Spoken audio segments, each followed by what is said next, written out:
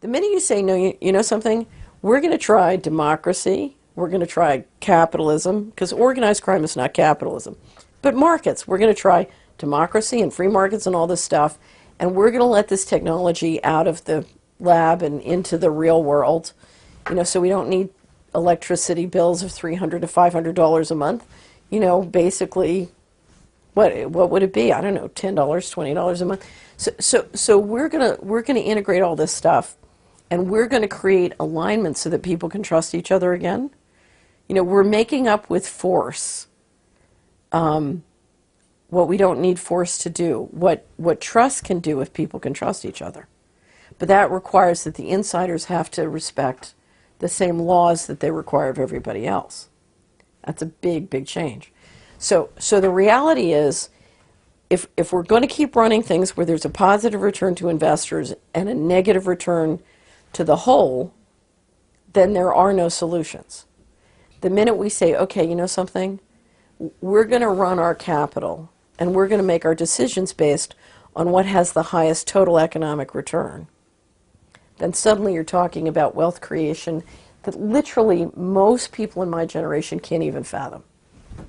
When I was at Hamilton Securities, and we had built databases that would allow us, through this community wizard tool, to see how all the money flowed by county. And we said, okay, what if we were free to re-engineer government money so that it would produce the highest total economic return, irregardless of what corporation then got the defense contractor and what not-for-profit got the phony baloney rigged HUD deal. Let's say we could just allocate all the money according to what would create the most economic health and the most jobs. Let's just pretend that I had a really brilliant PhD guy from MIT who I gave this assignment. I said, I want you to go engineer, if we could finance communities with equity, how much equity could be created? And he came back, and the number was so big, I thought he made a mistake. I said, that can't possibly be. He had the float on the New York Stock Exchange increased like a multiple of 6 times, in 5 years. I said, that can't possibly be true. Go back. He kept doing the numbers over and over again, and finally I realized, it is true. Because the shrinkage is so great. I mean, if everybody's walking around scared and feeling like a slave, you just don't have a happiest society, but you don't have a productive economy. And literally, if you could re-engineer government investment in this country tomorrow and finance communities with equity and let businesses compete not on, who has Goldman Sachs behind them as opposed to, who's productive, the wealth that could be created is phenomenal, and there is a way out. Now, that's a very deep cultural change. I mean, the guys at Goldman Sachs, and I'm picking on them, they haven't competed based on merit their entire life. They don't know what that is, and they don't know that they don't know. Yeah. Okay? And that's, that's a real big problem. What the population believes is that crime pays. Because, in fact, it has. Historically, crime has paid.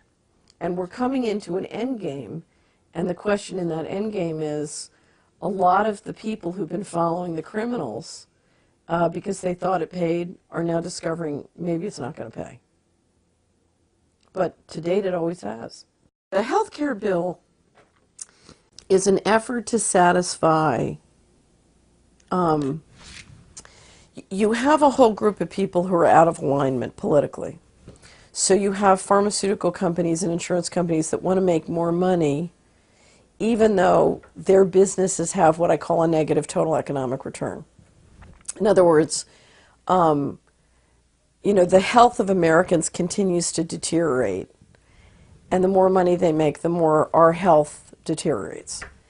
And so we really have a non-alignment between the people, the customer, and the corporations who are supposed to be serving the customer. And the way the corporations have resolved that is to go to Washington and get Washington to pass rules that force the customer to pay the corporations whether they need them or not, or whether they can afford them or not. Okay? And it's really a way of liquidating the wealth of the people to prop up these corporations.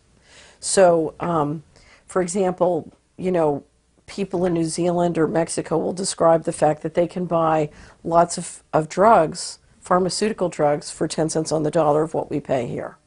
Okay, so clearly government is using their governmental authority to force profits into the, the pharmaceutical cartel within the tapeworm. So you have a whole bunch of corporations who, as Americans' income fall, are looking to use government to engineer more profits into them. Okay. At the same time, you have a large number of people in the population who don't have health care, are very concerned about that. We know that one of the number one, or one of the greatest reasons for bankruptcy and real trouble with credit card debt in this country is people with health care problems. So you have, and then of course you have an aging population. So we have a population that is very concerned about their ability to get health care or access to it, that are hoping to get some kind of health care. So you watch the people come into this process, and you watch the corporations come into this process, and of course there's a huge non-alignment. Now, in the backdrop, there's a third agenda, which to me is the most important agenda in the mix on healthcare reform. And that agenda is the desire to have much greater control. Okay? Now, you can say it's the government, but in fact, if you look at who really controls and operates and runs the government, it's not the government. It's very powerful private interests behind the government. Some people call it the shadow government, but there are groups behind that.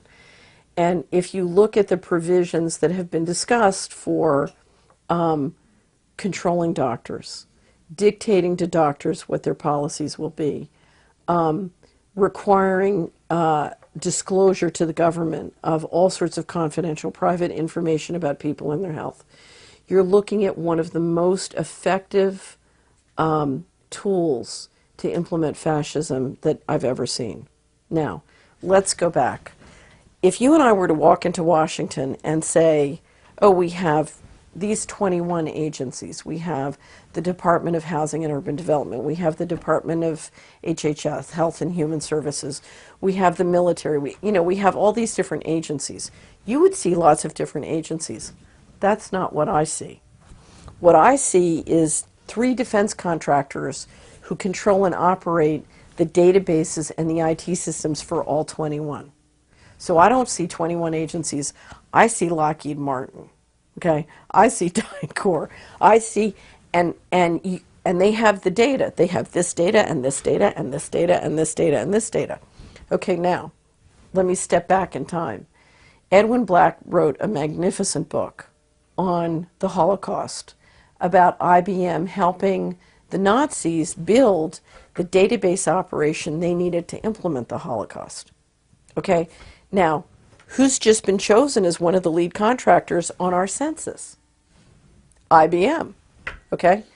And Lockheed Martin, I believe. So if you look at all the databases they have from around the country already, and you combine those databases with the data that could come from the healthcare bill on everybody's personal health information and their accurate address, what have you got? You've got the basis, you have the equivalent in 2010 of what the Nazis had to do the Holocaust. God forbid you should combine that with a national ID card, okay? But you're basically you're turning over to a small handful of private powerful interests, a complete database on this country that, combined what they have through the banking and other systems, is unbelievably phenomenal. And you layer on top of that artificial intelligence. Now, at the heart of any health situation, you have a patient and a doctor. And the thing that most protects that patient is the oath that doctor takes. That doctor's ethical commitment is to do whatever is in your interest. So if I'm in an emergency room and I'm trying to save your life, I don't think, giving you this shot of adrenaline is more expensive than you can afford. My obligation is to save your life. when you fundamentally re-engineer the government rules and regulations so that they supersede that oath, then you're talking about creating a world in which your power as a citizen is radically diminished, because I'm cutting off from you the information and resources you need to make wise decisions about your health.